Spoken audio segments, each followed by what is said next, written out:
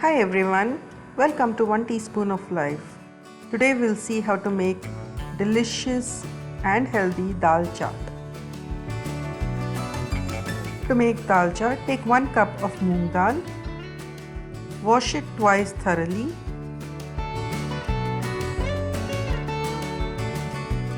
drain out the water,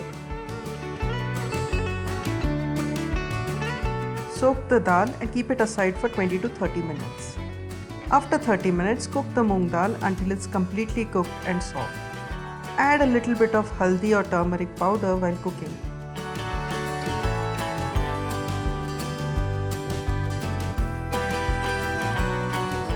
Lightly mash the dal. Add water if required to improve the consistency of the dal. Keep the dal simmering by the time you prepare the other ingredients for the chaat. The dal should be warm for the chaat. To assemble the dal, add a few cubes of butter to the serving plate. Now spoon over the hot or warm dal. Sprinkle some black salt, cumin or jeera powder,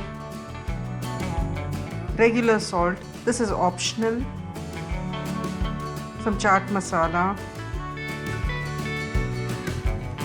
and then we add some more butter. Spicy green chutney,